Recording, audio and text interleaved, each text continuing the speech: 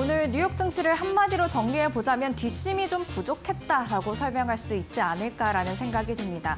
엔비디아도 장 초반에는 52주 신고가를 기록했는데 결국에는 3.5%가량 하락 마감하는 그런 모습들 나타났죠. 엔비디아의 하락이 국내 증시 반도체주로 좀 영향을 주지 않을까라는 생각을 해봅니다. 네, 최근 들어서 사실 수급면에서 삼성전자와 같은 대형 반도체주에 긍정적인 흐름들이 포착이 됐었는데 오늘 미증시발 반도체 하락이 국내 증시에 어떤 영향을 펼칠지 확인을 해보셔야 될 것 같습니다.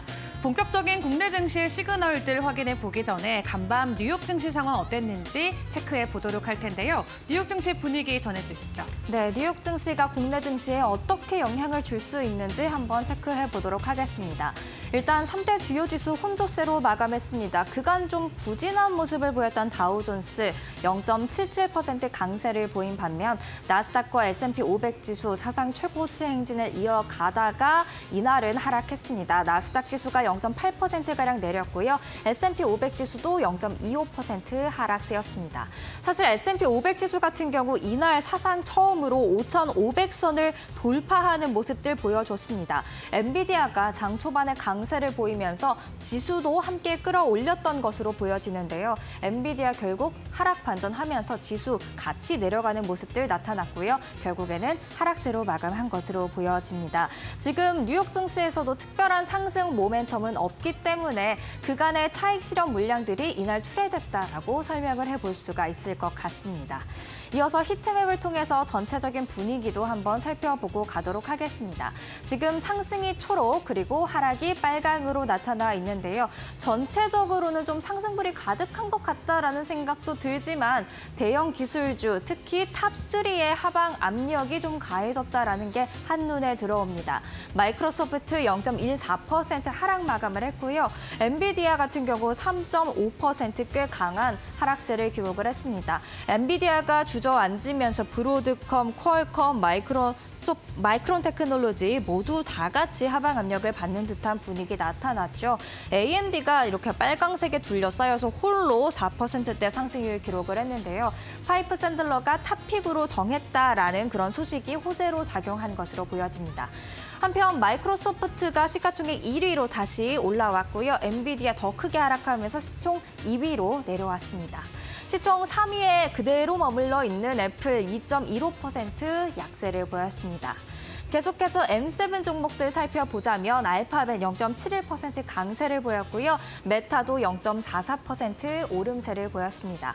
아마존 같은 경우 엔스로픽이 정말 강력한 AI 모델을 개발했다 출시하면서 같이 훈풍을 받지 않았나라는 생각이 듭니다. 아마존이 엔스로픽에 투자를 하고 있죠. 아마존의 주가 1.8% 강세였고요. 이날 테슬라 1.78% 내림세로 마감하는 모습들 나타났습니다. 그리고 섹터별로 한번 보자면 테크놀로지 탑3의 하방 압력이 가해지면서 기술 섹터가 가장 크게 하락을 했고요. 반면에 최근 국제유가 계속해서 오름세 보이고 있죠. 에너지 섹터가 이날 가장 크게 오르는 모습들 나타났습니다. 지금 탑3에 대한 하방 압력이 가해지고 있는 건 어쩌면 당연한 건지도 모르겠습니다. 왜냐면 다음 차트 함께 보실까요? 지금 S&P 500 지수가 과매수 구간에 진입했다라는 블룸버그 보도가 나왔는데요. 보시면 이 선을 기준으로 빨간색 음영이 칠해진 것을 확인하실 수가 있겠습니다. 이 선을 올라가면 과매수 구간에 진입했다라는 건데 과매수가 됐다면 그만큼 많은 돈이 시장에 몰려와 있다라는 뜻이 되겠습니다. 더 들어올 자금이 없다 보니 고점이다라는 생각을 할 수가 있겠죠. 그렇기 때문에 이 구간에서는 차익 실현 물량들이 좀 나올 수가 있다라는 점 참고하시면 좋을 것 같습니다. 이어서 금요일장에서도 저희가 지켜보면 좋을 법한 목요일장의 애널리스트 콜들을 살펴보도록 하겠습니다. 크게 세 가지가 준비가 되어 있는데요. 엔비디아 계속해서 월가가 주목을 하고 있는 종목이 되겠습니다. 스티펠이 매수 투자 의견 유지했고요. 목표 주가를 165달러로 상향 조정했습니다. 2027 회계년도 실적 전망치를 반영해서 목표 주가를 상향 조정했다라는 그런 코멘트를 달았습니다. 엔비디아 이날 하락 마감을 하면 오르면서 국내 증시에도 반도체주에 어떤 영향을 주게 될지 지켜보셔야겠지만 일단 장기적으로는 월가에서 목표 주가를 꾸준히 상향 조정하는 기업들이 나오고 있다는 점 참고를 하시면 좋을 것 같습니다. AMD 반도체주 중에서 유일하게 상승 마감을 했던 종목이죠. 파이퍼 샌들러가 탑픽으로 꼽았는데요. MI 제품 시리즈가 경쟁력이 있고 또 서버와 PC 사업도 긍정적이다라는 설명을 덧붙였습니다. 메타 플랫폼스 같은 경우 키뱅크가 주목을 했습니다. 비중 확대 의견을 유지하면서 목표 주가는 $540로 상향 조정을 했는데요. 메타의 광고비가 유의미한 증가세를 보이고 있다라는 코멘트 달았습니다. 메타와 같은 SNS 기업들은 광고비가 매출의 대부분을 차지하는 만큼 광고비의 증가는 유의미한 실적 증가로도 이어질 수 있다는 점 참고하시면 좋을 것 같습니다. 마지막으로 유가 확인을 해보려고 하는데요. 유가의 장기적인 전망에는 지금 엇갈린 의견들이 많이 나오고 있습니다. 하지만 단기적으로 여름철 수요만큼은 모두가 강할 것이다라고 예상을 하고 있습니다. 이에 따라서 WTI 최근 상승세 지속하고 있는데요. 이날도 0.74% 강세를 보이면서 배럴당 $82 수준까지 올라오는 모습들 보였습니다. 지금 브렌트유는 배럴당 $85 선에서 거래가 되고 있는데 JP모건은 9월쯤이면 이 브렌트유 가격도 배럴당 $90까지 올라갈 것으로 본다라는 그런 설명을 제시했습니다. 국제 금값도 소폭 오름세였습니다. 0.9% 강세로 거래를 마쳤습니다. 이어서 월가의 전략가를 만나보려고 하는데요. 지금 탑3 마이크로소프트, 엔비디아, 애플이 하방 압력을 받은 가운데 이런 대형 종목들의 횡보세는 오히려 건강하다라는 신호가 될 수 있다라는 코멘트 달았습니다. 함께 들어보시죠.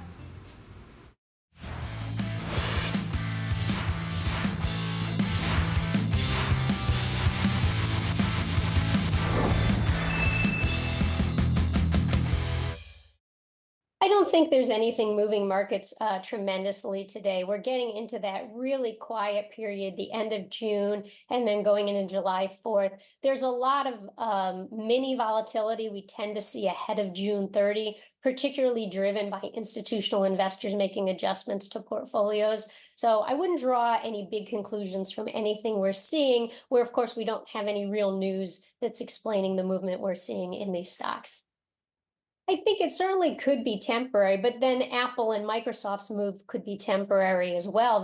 Let's not forget they haven't matched Nvidia, but they've had a tremendous strength, over the past 12 months and all year to date as well. So we do know we've got, real leadership in a small group of tech stocks. So it's not surprising at all to see them take a breather, and we may see them go sideways for the summer.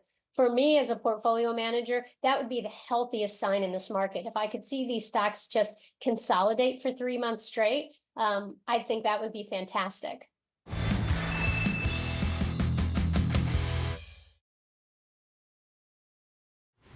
네, 어제장 우리 시장 함께 정리해보고 오늘 개장 전 확인해볼 이슈 파악을 해보도록 하겠습니다.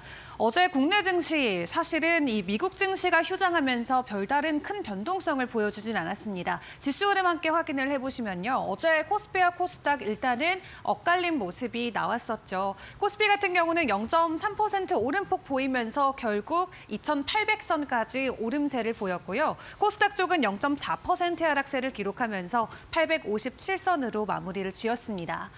그런 가운데 외국인과 기관들의 수급 상위 종목들에는 어떤 종목들이 이름을 올렸을지 그 부분 먼저 파악을 해보도록 할 텐데, 일단 여전히 삼성전자가 외국인 순매수 상위 종목에는 이름을 올리고 있습니다. 그리고 어제 하이브 그리고 한국가스공사가 새롭게 상위 종목 탑5에 이름을 올렸는데요. 한국가스공사 같은 경우는 어제도 52주 신고가를 다시 한번 경신하는 모습을 보였고 연말까지 기대감이 지속될 것으로 시장은 풀이를 하고 있습니다. 그리고 SK이노베이션 같은 경우는 지금 그룹 내에서 합병 이슈와 관련해서 지속적으로 시장 안에서 부각되는 모습이 나왔고요. 코스닥 쪽으로 시각을 돌려보면은 일단 어제 리가캠바이오가 외국인 순매수 상위 종목 1위에 이름을 올렸습니다. 오늘 글로벌 R&D 세션을 진행을 하는데 해당 R&D 세션과 관련된 기대감으로 풀이가 되고 있고요.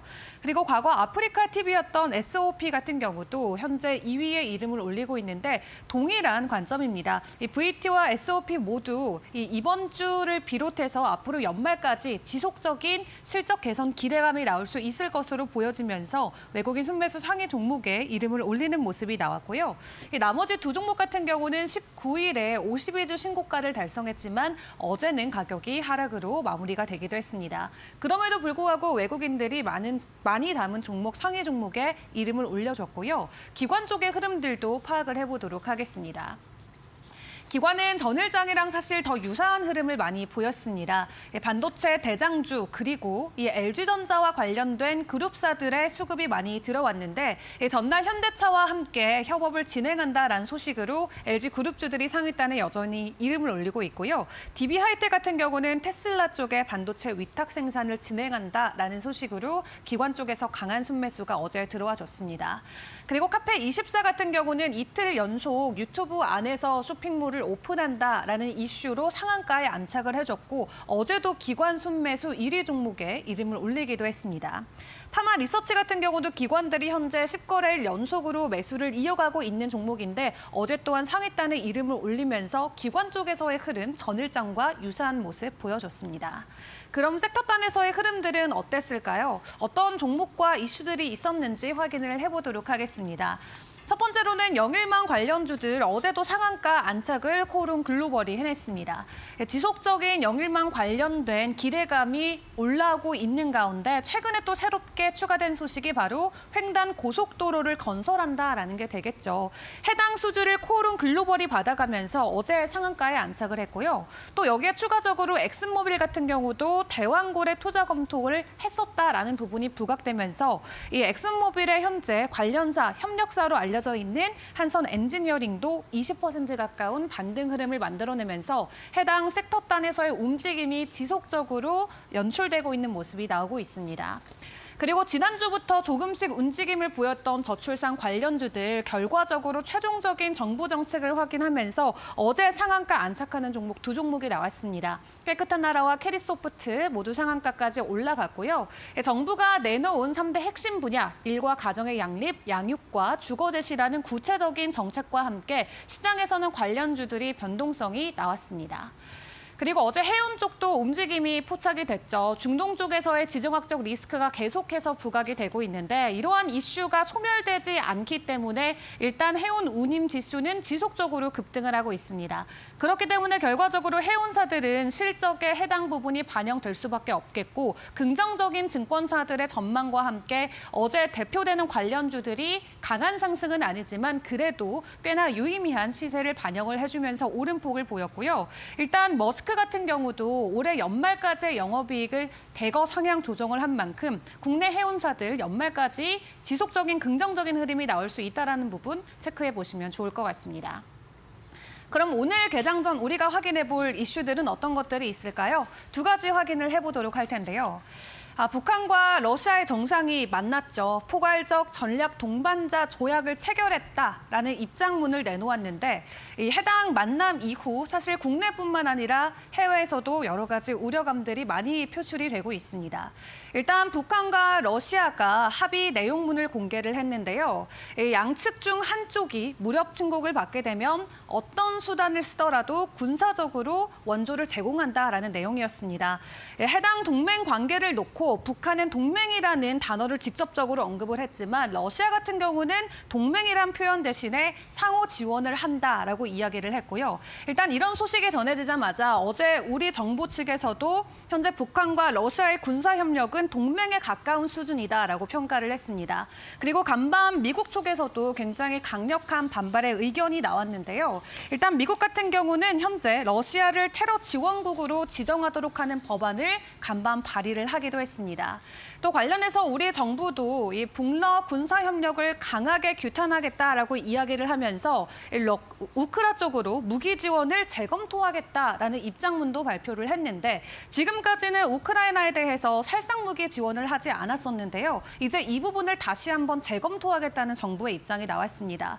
이를 놓고 러시아 푸틴 대통령이 즉각적으로 만약 한국이 우크라이나에 무기 지원을 재개한다면 러시아도 적절한 결정을 내릴 것이다라고 좀 반발심을 사는 말을 하기도 했는데 일단 관련 이슈로 인해서 방산주들의 흐름을 다시금 파악을 해봐야 된다라는 시장의 입장도 있습니다. 일단 어제장에서 관련주들의 흐름 어떠했는지 종가 현황 함께 확인을 해보시죠.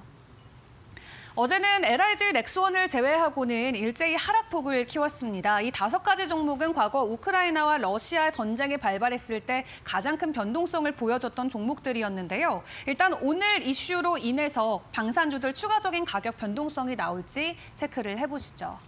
그리고 두 번째로 확인해 볼 부분은 SK그룹주의 소식이 되겠습니다. 일단 SK그룹이 본격적으로 사업구조 개편에 나선다라고 하는데 일단 오늘 SK이노베이션과 노소영 관장이 진행하고 있는 퇴거 소송의 1심 결론이 나옵니다. 해당 결론으로 또 관련 주들의 움직임도 있을 수 있겠지만 어제 시간에서 나온 속보에 의하면 SK가 중복 사업을 정리하고 계열사를 합병하면서 선택과 집중을 하겠다라는 입장을 보였습니다. 그로 인해서 더 많은 투자금이 필요한 상황에서 산업은행 쪽에 현재 보조금 요청을 했다라고 하는데요.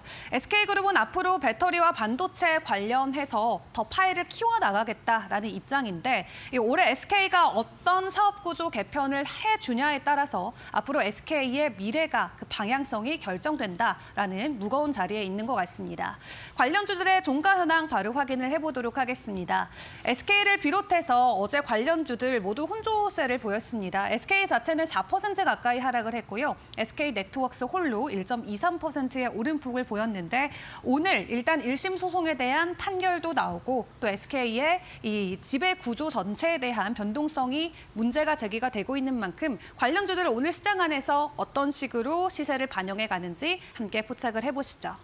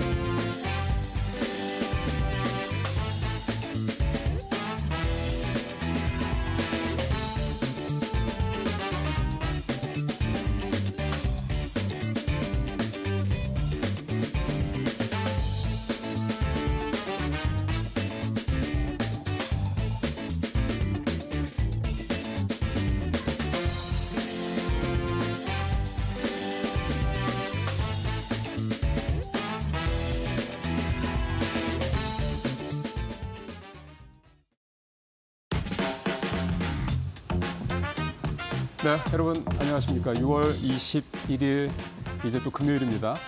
날은 덥지만 어쨌든 또 한 주 애쓰셨습니다.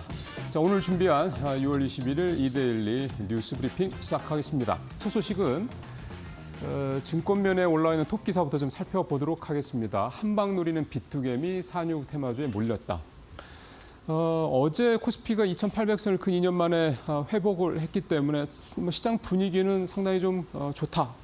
이런 생각을 들 수가 있는데 한꺼풀 벗겨보면 내용이 그렇게 썩 건강해 보이지는 않는다라는 게 바로 앞서 제목이던 것처럼 비투, 그다음에 산육 테마주 이런 내용이라고 볼 수가 있겠습니다.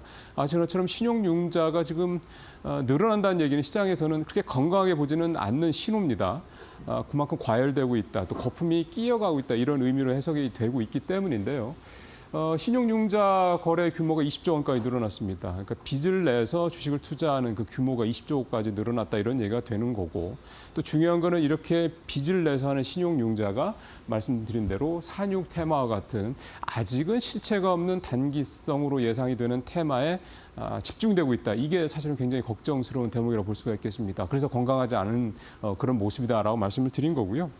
사실 올해 상반기 아직 뭐 정리를 하기에는 좀 시간이 좀 남긴 했습니다. 전체적으로 보면 반도체 관련, 즉 AI 관련 반도체주, 그다음에 전력 설비, 화장품, 그다음에 음식료 등등등 이 주가가 많이 올랐던 종목들의 공통점은 실적이 탄탄하게 뒷받침이 되고 있다라는 거였죠.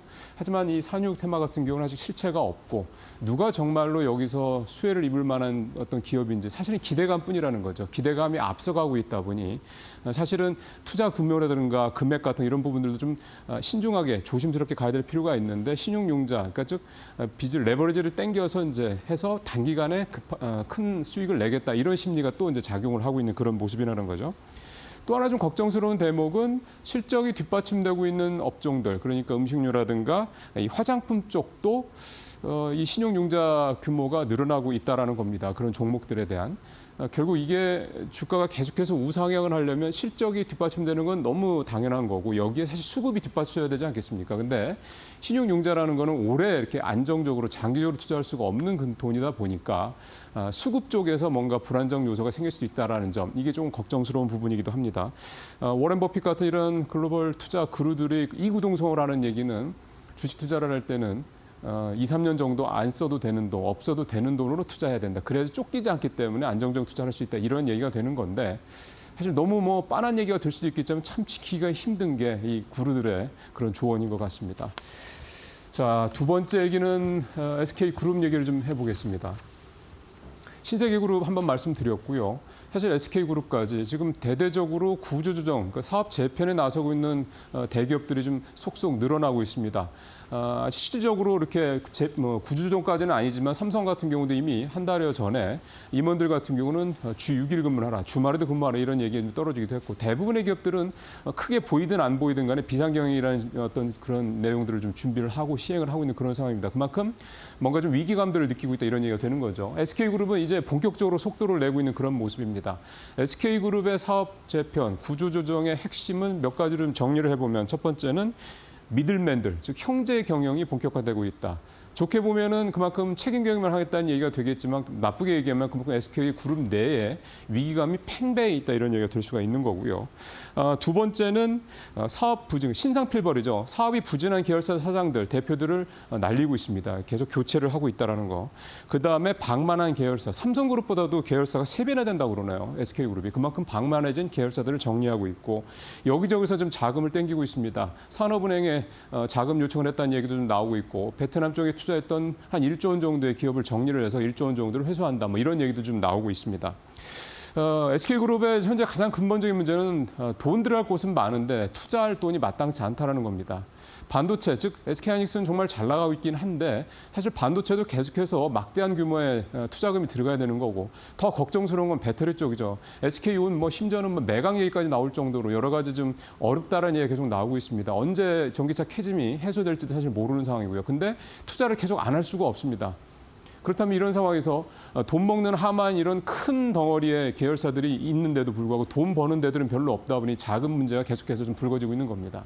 최태원 회장의 최근 개인사 이 문제와 별개로 SK그룹이 국내 좀 확실한 뭐 2, 3위권의 이런 그룹의 어떤 파워에서 점점점 위기감이 커지고 있는 이런 상황을 최태원 회장 이번에는 어떻게 극복을 할지 좀 지켜봐야 될 거고요. 또 하나 이 과정에서 가장 중요한 거는 SK 이 주주들의 이익이 침해가 되는 걸 최소화해야 된다라는 걸 겁니다. 자, 조선주 얘기 좀 해보겠습니다. 워낙 뭐 얘기가 많이 나오는 거긴 한데 오늘 이데일리에서도 이 조선주 얘기를 좀 다뤄서 저도 좀 가져왔습니다. HD 한국조선해양이 석 달 때 20%나 상승을 했다. 사실 뭐 한국조선해양뿐만 아니라 현대중공업, 하나오션, 삼성중공업 다 조선주들 많이 좀 오르고 있는 그런 상황입니다. 사실 워낙에 호재가 많습니다. 일단 실적이 좋죠. 그거는 뭐 새삼스러운 것도 아니고 환율도 아직은 굉장히 높은 환율, 1380원대 높은 환율 유지가 좀 되고 있고요. 여기에다가 백 가격, 선가가 계속 오르고 있습니다. 조선 3사 영업이익만 좀 표해서 보시더라도 뭐 이게 사실 뭐 몇십 % 정도 올라가는 게 아니라 뭐 몇백 % 올라가는 경우가 좀 흔합니다. 하나오션 같은 경우는 대규모 적자에서 흑자로 좀 전환한 그런 상황이고요. 현재 조선업종의 특징을 한번 정리를 좀 해봤습니다. 그랬더니 이 정도로 얘기가 됩니다. 일단은 선박이 추가로 발주될 수 있는 어떤 그런 배경이 상당히 좀 좋습니다. 무엇보다도 선박을 발주하는 해운사들이 이 돈이 많습니다. 그동안 벌어놓은 돈이 많기 때문에 맘만 먹으면 언제든지 해운사들이 선박을 발주할 수 있는 그런 상황이 되고 최근에 프랑스 해운사가 국내 조선사에 컨테이너선 20척을 수주를 하는 부분, 발주를 하는 부분에 대해서 좀 MOU까지 체결이 됐다는 얘기까지 나오고 있습니다. 아직 확정돼서 발표는 안 됐습니다만. 그다음에 이 해운사들이 또 하나가 해운 운임이 계속 올라가고 있지 않습니까? 이 얘기는 저도 여러 번 말씀드렸어요. 그러다 보니까 선박을 추가로 발주할 수 있는 여지가 굉장히 좀 커지고 있다는 거고 또 하나는 앞으로 한 10년간 노후 선박 교체 사이클이 이제 돌아옵니다. 그러니까 단순히 단기 모멘텀이 아니라 중장기 모멘텀으로 조선주가 좋을 수 있다는 얘기가 좀 나오는 거고요. 마지막으로 우리나라 조선업계의 좀 가장 큰 걱정거리가 뭐였냐면 이 노동자 문제입니다. 근로자들의 이 쇼티지 문제, 이 수급 문제가 굉장히 큰 걱정거리였는데 작년부터 하반기부터 이게 좀 해소가 되고 있습니다. 외국인 노동자들이 많이 들어왔고 이들의 숙련도가 좀 올라가고 있어서 물론 우리나라 한국 근로자들만큼의 숙련도는 아니지만 차차 따라오고 있다고 합니다. 이런 문제들도 좀 해결이 되고 있습니다. 조선주는 2007년, 2008년 그때 엄청나게 올랐었죠. 그때의 호황을 좀 다시 좀 재현할 수 있는 것이냐 아니면 그 이상 할 것이냐. 사실은 어떻게 보면 이게 현재 조선주한테는 가장 큰 관심사라고 볼 수가 있습니다. 마지막으로 항공주를 좀 얘기를 좀 해보겠습니다. 대한항공이 7월 달, 즉 다음 달에 코로나 때 닫혔던 중국 노선을 대부분 다 열기로 했습니다. 물론 지금도 옌지 노선이라든가 텐진, 다롄, 몇 군데는 열려있긴 한데 아직 운항수가 많지는 않은데요. 이미 열려있던 거는 증편을 하고 열려있지 않은 베이징, 상하이, 쿤밍 이런 데는 이제 새로 다시 열게 됐습니다. 사실 1분기 실적을 보면 LCC 즉 저비용항공사들은 굉장히 실적도 좋았고 주가도 일부 좀 반영이 좀 됐는데요. FSC라고 보통 얘기하는 대형 항공사들은 합병 이슈도 있고 환율이 워낙 높다 보니까 그에 따른 비용 부담 때문에 좀 주가에서는 좀 부담이 좀 컸습니다.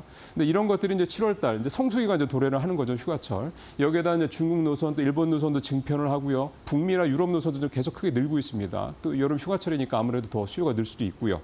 이런 부분들을 감안할 때 좀 항공주들도 이제 좀 그동안의 어떤 매수 상태, 그러니까 저평가 상태에서 좀 회복이 될 수 있는 여지가 있다라고 얘기들을 하고 있습니다.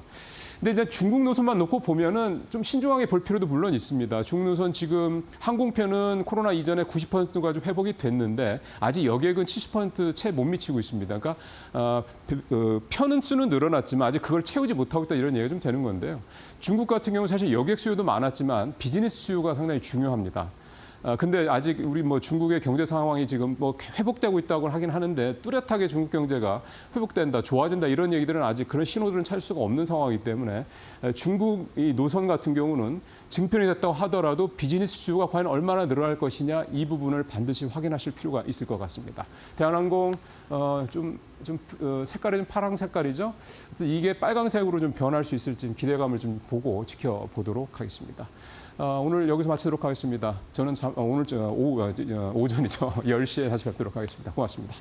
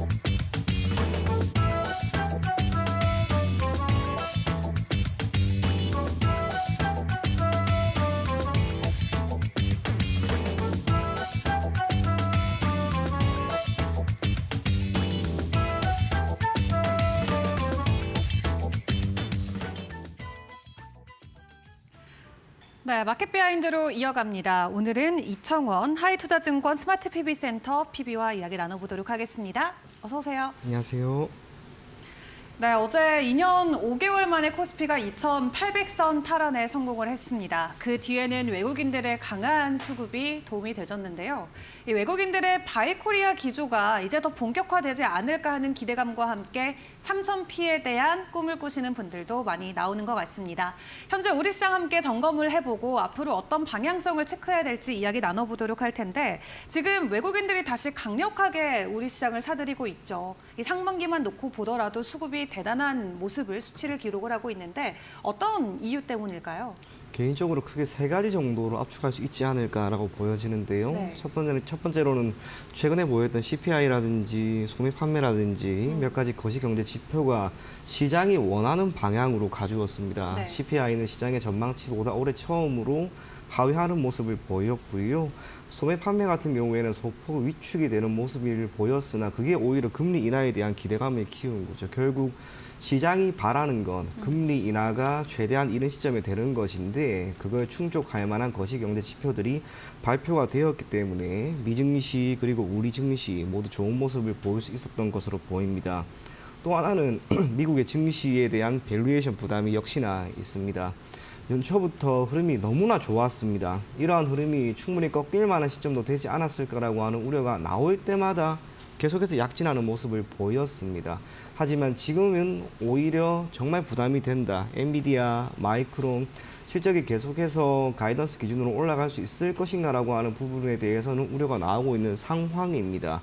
그러한 가운데 5월 중순부터 6월 초순에 나온 몇 가지 리포트, 우리 회사에서도 마찬가지인데요. 의미 있는 부분 중 하나가 금리 인하가 EU나 캐나다를 기반으로 해서 우선 이루어졌습니다. 그러다 보니 신흥국으로 지수 자체를 기초자산으로 하고 있는 ETF 쪽으로 지금 자금이 유입이 됩니다. 단순하게 EU나 캐나다뿐만이 아니라요. 중국이나 대만 그리고 우리나라 이쪽으로 외국인 자금이 계속해서 유입이 되고 있는 것들이 며칠 전에 시장에 한 번 더 오를 수 있는 그 틀로 자리 잡았다고 보입니다. 결국에는 이러한 추세가 단기간에 크게 꺾일 만한 변수는 없다고 생각을 하기 때문에 네. 시장은 지금보다 조금은 더 올라갈 수 있을 것이고 또 외국인들의 매수세는 조금 더 이어질 것이다. 그리 생각이 됩니다. 네, 금리 인하에 대한 기대감과 미증시에 대한 밸류에이션 부담감으로 외국인들의 수급이 지속적으로 긍정적인 흐름이 이어졌다 이야기를 해주셨습니다.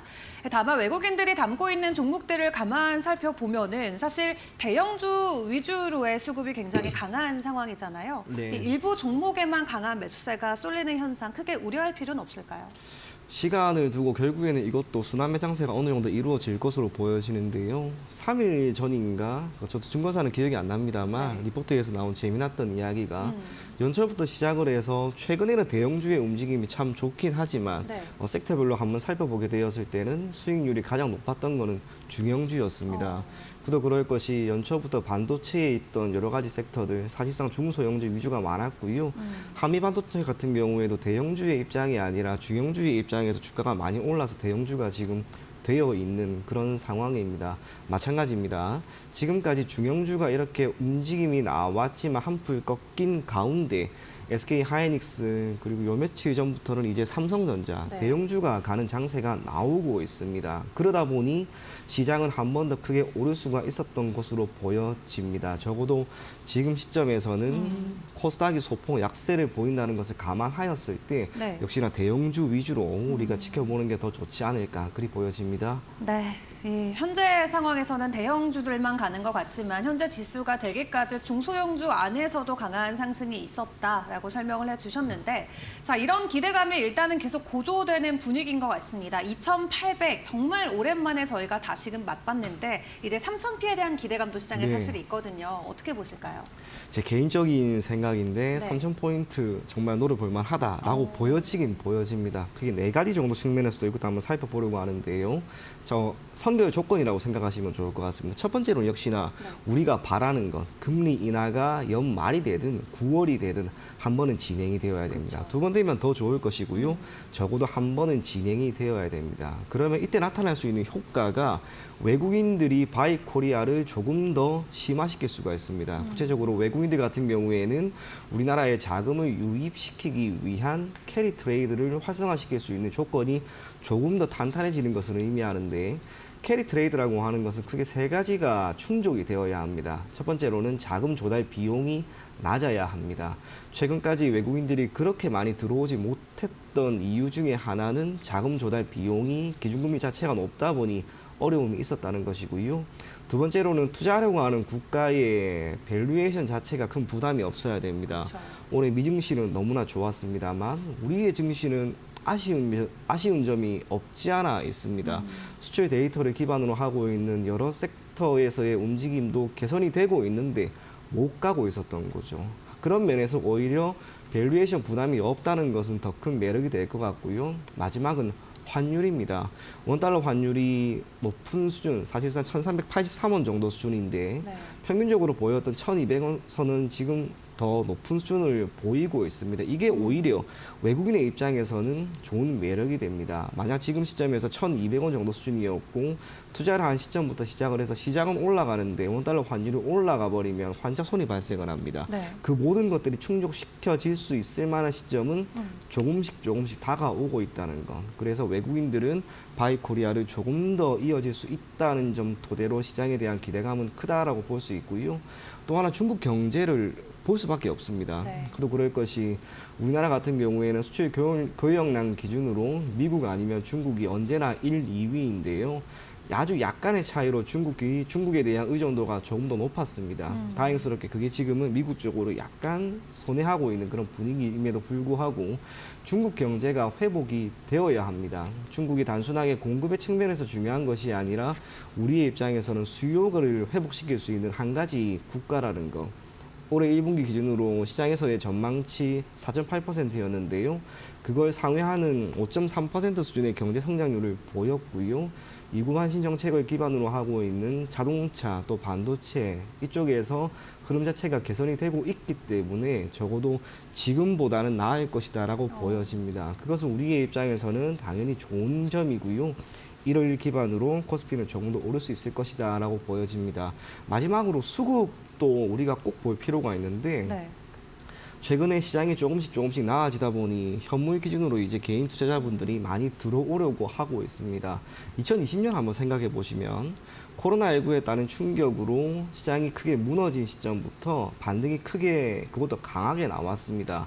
개인 투자자분들이 시장에 유입시키는 그 자금력도 풍부해진과 동시에 동학개비 운동이라고 하는 표현도 나오게 되었는데요. 네. 우리가 그때 그 시점을 면밀히 들여다보면 사실상 현물 쪽에서는 개인이 들어오긴 했지만 외국인들이 선물 쪽에서 끊임없이 매수세를 보여주었습니다.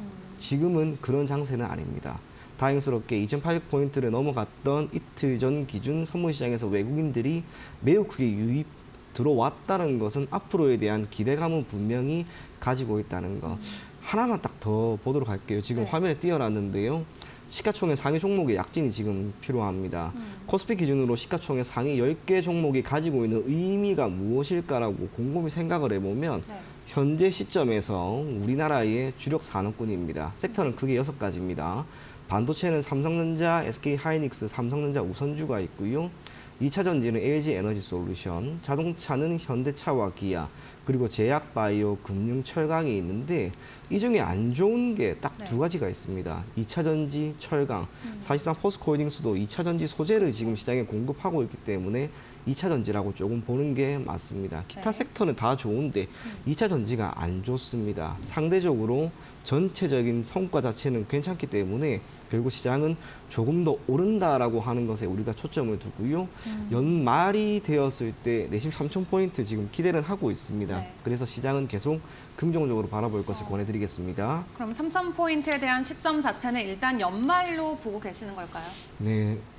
당장 뭐 가면 참 좋긴 하겠지만 네. 코스피가 2,800포인트라고 하는 가정 아래에 대략 7% 정도가 올라가야 합니다. 특정 인덱스가 그것도 국가를 대표하는 지표가 7%나 단기간에 오르는 경우는 거의 네. 없습니다.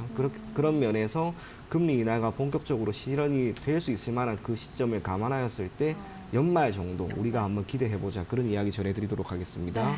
네, 이 금리 인하와 외국인들의 투자 심리 개선 그리고 중국을 향한 수출 비중 확대로 인해서 다시 한번 코스피 지수 연말에는 3,000피를 돌파할 수 있을지에 대한 부분 확인을 해보셔야 될 것 같고 앞서 이야기해 주셨지만 사실 중소형주도 나쁘지 않았다라고 평가해 주셨잖아요. 네. 근데 지수단에서 놓고 봤을 때는 사실 코스피보다는 코스닥이 조금 더 약한 모습을 보이고 있는데 네. 구체적으로 어떤 이유에서였을까요? 이것도 대표하는 업종 때문에 저는 그렇다고 보여지거든요. 코스닥 시가총액 상위 10개 종목의 움직임 한번 살펴보게 되고 섹터별로 분류를 해보면 결국에 4가지밖에 없습니다. 2차 전지, 제약, 바이오, 반도체 그리고 미용, 의료기기인데 전통적으로 코스닥이라고 하면 시총 상위 10개 종목은 제약, 바이오와 2차 네. 전지가 결국 핵심입니다.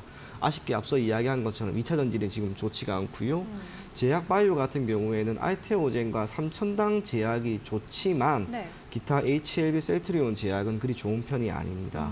반도체 같은 경우에도 리노공업, HPSP 주가가 아쉬운 면이 없지 않아 있고 미용 의료기기 섹터에 있는 클래시스는 최근에 이렇게 올라왔을 뿐입니다. 기존에 자리 잡고 있던 엔터, JYP라든지 SN 같은 경우에는 지금 주가가 많이 밀렸죠. 거기에 어제 중국에서 한국 가수들에 대한 공연을 일시적으로 취소한다라고 하는 이야기까지 나왔기 때문에 코스닥은 오늘도 소폭 흔들림이 나오지 않을까 그리 보여집니다. 시장은 전반적으로 지금까지는 혹은 대략 한두 달 정도 전까지는 네. 코스닥에 있는 중형주나 소형주 위주로 많이 관심을 보였다면 지금은 대형주 위주로 관심을 보이고 있습니다. 그런 면에서 코스닥의 아쉬운 흐름은 단기적으로는 조금 더 이어질 수 있다라고 보입니다. 그럼에도 불구하고 코스피와 코스닥은 우리나라에 있는 증시입니다. 두 증시가 역사적으로 그렇게 높은 수준의 괴리율을 보였던 적은 단 한 번도 없습니다. 통계적으로 상관계수라고 하는 표현을 가지고 온다면 통계적인 수치는 대략 0.8이 넘어갑니다. 두 지수는 결국에는 시간을 두고 같이 움직이게 될 건데요. 그 시점에 있어서 지금은 차이가 날 뿐입니다. 코스피가 더 올라가게 되면 시간을 두고 결국 코스닥도 따라올 것으로 보인다는 점에서 두 시장 모두 여러분들이 계속 긍정적으로 바라보시고 연말 그리고 내년 보고 적절하게 잘 대응할 것을 권해드리겠습니다. 네, 이렇게 코스닥 쪽의 부진 이슈까지 함께 파악을 해봤습니다. 어쨌든 코스피와 코스닥 양시장을 모두 아울러서 강력한 모멘텀이 되어줄 수 있는 것은 현재 시점에서는 AI가 될 수밖에 없을 것 같은데요. 우리가 AI를 놓고 생각했을 때 이 단순한 소프트웨어적인 기술뿐만 아니라 전체 밸류체인이 굉장히 크잖아요. 네. 전반적인 AI 섹터군을 놓고 봤을 때 저희가 어디에 집중을 하는 게 가장 현명할까요? 사실상 지금은 AI 시장 자체가 크게 확대가 된과 동시에 이를 기반으로 할 수 있는 칩을 생산하는 장비 기업들이 저는 결국에는 계속해서 수혜를 받을 거라고 봅니다. 큰 틀에서 보면 올해 연초부터 반도체 업종이 회복이 되고 있는데 그 가운데 이슈가 되었던 건 AI였습니다. 지난 몇 년간 AI에 대한 이야기가 조금씩 나오고 있었고요. 그러한 가운데 글로벌 대기업들에 대한 투자 성과가 올해 1분기 기준으로 매우 좋게 나왔습니다. 네. 그렇다면 글로벌 대기업을 기반으로 하고 있는 많은 기업들이 이에 대한 투자를 앞으로는 더 단행하지 않을까라고 보여지고 큰 틀에서 보면은 주가 상승과 기업들의 실적은 앞으로 더 나아질 거라고 봅니다. 역사적으로 2000년대 이후로 보게 되면 2000년대에서 2010년 정도까지에는 PC를 기반으로 하고 있는 반도체 시장이 크게 성장을 했습니다. 2010년대에는 스마트폰이 나왔고요. 아마 2020년대에는 저는 AI라고 하는 이 테마가 10년 동안 계속 우리에게 좋은 결과를 줄 거라고 봅니다. 그래서 관련된 기업들 또 성과를 보이고 있는 기업들은 여러분들이 계속 눈여겨볼 것을 권해드리되 최근에 AI 관련 반도체 기업들의 주가는 한풀 꺾인 듯한 모습을 보이고 있습니다. 그런 상황에서 몇몇 섹터가 이제 고개를 계속해서 들었죠. 이게 섹터별 차별화를 계속해서 심화시키고 있는데 기존에 있는 것은 수출을 기반으로 하고 있는 실적이었습니다. 이게 잘 나왔던 화장품, 미용, 의료기기, 전력설비, 식품들 이 기업들의 흐름이 너무 좋다 보니 일시적으로 AI 관련된 기업들이 주가가 흔들림을 보이고 있는 것으로 보여지는데요. 결국에는 다시 이쪽으로 바람은 저는 불 거라고 봅니다. 그 시점이 언제가 될지는 알 수는 없으나 적어도 여러분들에게 계속해서 기회는 줄 수 있다는 것, 그 점 인지하시면서 관련된 기업들 또 밸류체인에 있는 많은 기업들 꾸준히 눈여겨볼 것을 권해드리겠습니다. 네, 감사합니다. 자, 우리 시장 일단은 외국인들의 강력한 수급 아래에서 방향성을 계속해서 모색해가고 있는 과정 가운데 있는데, 그렇다면 현재 시점에서 우리는 이 외국인들의 수급을 따라서 좀 전략을 세워야 되는 걸까요? 네, 그렇게 당연히 봐야 할 것 같습니다. 시장을 단기적으로 보일지 중장기적으로 보일지 거기에 대한 투자 전략은 달라질 것으로 보여지는데, 단기적으로는 역시 수급을 보고 며칠 만에 거래를 마무리 짓는 그런 거래가 유효할 것 같습니다. 최근에 나타나는 시장 분위기를 보면은 아무리 좋은 종목이라 하더라도 네. 그날 혹은 그 주 기준 움직이지 않는 섹터의 종목을 편입하게 되면 손실이 생기는 경우가 너무나 뚜렷합니다. 그래서 반드시 섹터 기준으로 외국인들이 되든 기관이 되든 매수세가 많이 유입되는 섹터를 꼭 편입할 것을 권해드리겠고요. 중기나 장기적으로 본다면 업황 자체가 개선이 될 가능성이 매우 높은, 저는 개인적으로 그중에 하나가 운송 그리고 조선, 마지막에 방산 정도라고 보여지는데요. 네. 이쪽은 여러분들에게 계속해서 기회를 줄 수 있을 만한 그런 모습을 보이고 있습니다. 운송 같은 경우에는 해상 운임을 기반으로 하고 있는 운송료가 올라가게 되고, 이러한 부분에 있어서 부킹이 잘 안 되기 때문에 선박에 대한 수주가 늘어나면서 조선업이 호황 기조에 놓여 있고요. 방산이라고 하는 것은 결국 정부 차원에서의 수주를 넘어 직접적인 세일즈가 이루어지고 있습니다. 며칠 전 하나 에어로스페이스, LIG 넥스원 계속해서 52주 신고가 나왔던 이유도 네. 이러한 맥락과 크게 벗어나지 않습니다. 답을 조금은 정해두었으면 좋겠습니다. 큰 틀에서는 반도체, 네. 단기적으로는 조선, 방산, 그리고 운송, 또 중장기적으로도 이쪽 섹터 위주로 여러분들이 공략을 한다면 적어도 투자 성과는 적절하게 나올 것이다. 그런 이야기 전해드리도록 하겠습니다. 네, 최근에 시장이 주목하고 있는 반도체뿐만 아니라 조선이나 운송 그리고 방산 쪽으로도 우리가 관심을 확산해도 괜찮겠다 말씀해 주셨습니다. 오늘 여기까지 함께하도록 하겠습니다. 수고하셨습니다. 네, 감사합니다.